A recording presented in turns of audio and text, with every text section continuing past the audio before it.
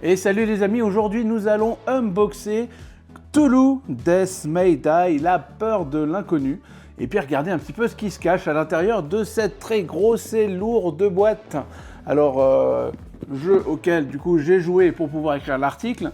Donc les choses sont dépunchées à l'intérieur. Mais du coup on va regarder ensemble ce qui s'y cache. Alors c'est parti. Alors déjà on va regarder un petit peu la boîte avec cette très jolie illustration, un jeu de Rob Davio, Eric M. Lang et Marco Portugal. Voilà, est-ce qu'il y a des petites indications sur les côtés de la boîte? Non, pas grand-chose, juste là. Si on regarde sur la boîte dessous, on a les illustrations aussi sur le côté des personnages et des monstres. Bon, la boîte est très lourde, donc j'ai un peu du mal à vous la mobiliser. À l'arrière, le classique petit résumé avec des images donc, du jeu. Un jeu donc pour 1 à 5 joueurs, 14 ans et plus, pour une durée de 90 à 120 minutes. Le contenu, il est juste là. Donc comme vous voyez, il y a bien une grosse liste de contenu. Et mais on va le regarder ensemble plutôt que de lire la liste. Donc je le rouvre. Hop, on va garder ça de part devers moi. Alors, comme vous voyez, il est déjà dépunché, donc c'est un petit peu, toujours comme dans le genre de jeu, dès que c'est dépunché, ça prend un petit peu plus de place que la boîte.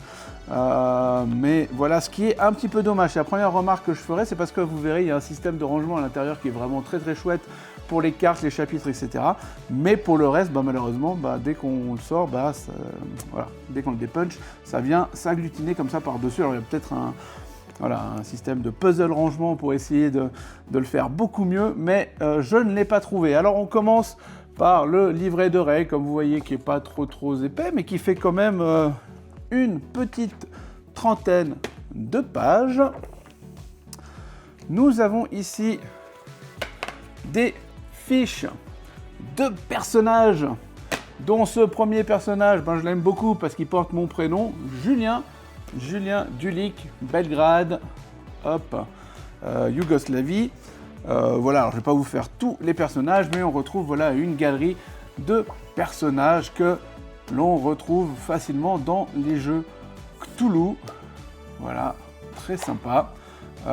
Comme d'habitude, une fiche de personnage, enfin je dis comme d'habitude dans les jeux un peu tirés de Lovecraft, vous avez toujours la fiche de personnage avec ses compétences, etc.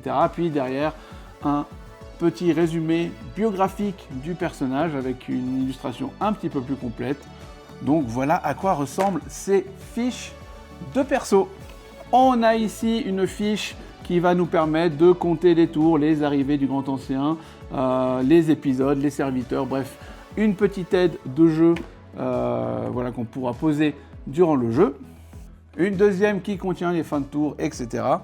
Et comme je vous disais, toutes ces petites choses que j'ai dépunchées, ces tuiles qui vont être le cœur du jeu, les tuiles où on va déplacer nos personnages, qui vont nous permettre de construire les épisodes et les parties. Donc il y en a pas mal. Voilà, de toutes les tailles, de toutes les formes.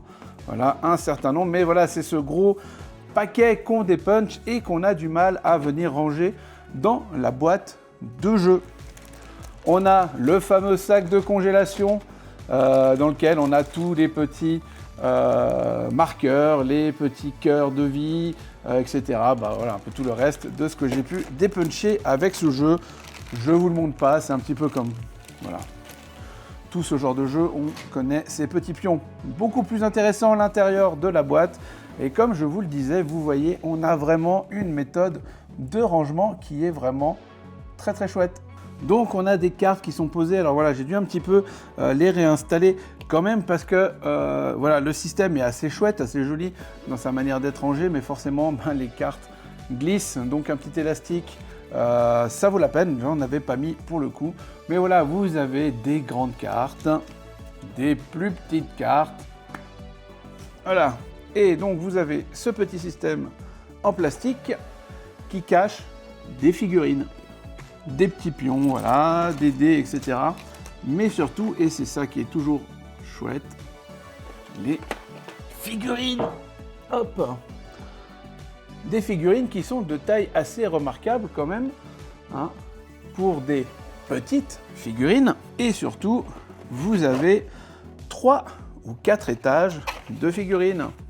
Donc là, on a du monstre, hop, du cultiste avec tous les personnages. Le petit Julien, il est là au milieu quelque part. Je sais plus où il est juste là. Voilà. On va essayer de garder le rangement comme il était. Et plus on descend, plus les monstres sont gros. Ce genre de très gros monstres. Et il y en a vraiment des très très chouettes avec beaucoup de détails. Et là, par exemple, on peut voir un des monstres et sa carte avec une bonne ressemblance entre la figurine et l'illustration. Du coup, on range tout ça correctement pour être sûr que tout continue à bien tenir dans la boîte. Au centre, on a des espèces de petits livres, enfin j'appelle ça des livres, mais ce sont des épisodes. Vous voyez, le Carcan du Deuil, saison 3, puisqu'on est bien dans une saison 3, il y a déjà eu 2 saisons, et celle-là, pour le coup, vous pouvez y jouer sans le jeu de base. Hein. Ça, c'est important à noter, ce qui n'était pas le cas pour la saison 2, je crois, il fallait avoir la boîte de base. Celui-là, vous pouvez l'utiliser sans problème tout seul, en sachant qu'il y a un système dans lequel vous pouvez adjoindre la saison 2 et 1, si je ne m'abuse. Je n'ai pas trop regardé cette partie-là du jeu. Mais voilà. Donc, saison 3, épisode 1, petit contenu de boîte qui va contenir des petits marqueurs en plus, par exemple, pour la partie de la saison 1. Là, par exemple, une histoire de juré, coupable et innocent. Donc, vous avez des marqueurs jurés, coupables et innocents. Une carte de l'épisode, des cartes 8 cartes de mythe, des cartes monstres et des cartes découvertes qui sont bien entendu liées à la narration de cet épisode. Puisque ce que je trouve chouette dans ce genre de jeu par rapport à Horror Arkham, pour qui j'étais un grand joueur d'Horror Arkham, c'est qu'on a vraiment une narration, une histoire qui est racontée dans les épisodes. Donc pour moi, on est vraiment dans du Horror Arkham version 10 quoi. On est vraiment sur quelque chose de chouette. Et je me rappelle que quand moi quand je jouais à Horror Arkham, je m'inventais moi-même mes narrations avec les copains quand on faisait nos parties, pour que ça ait vraiment du sens dans la partie. Donc là, on est vraiment sur un Horror Arkham avec du sens. Plein d'autres jeux, bien entendu, qui sont sortis avant ça avec aussi de la narration chez Cthulhu. Mais voilà, je trouve que là, on a vraiment passé un gap dans tous les jeux liés à Lovecraft. Hein. Et il y a donc 6 épisodes. Le Carcan du Deuil, Délivrez-nous du mal, L'île des damnés, Sur ordre de la reine, Foire macabre et Die Schöne und das Biest. Et je pense que ça, c'est La Belle et la Bête en allemand. J'y ai pas joué au dernier épisode. Donc du coup, j'imagine que c'est ça, si mon allemand n'est pas trop mauvais.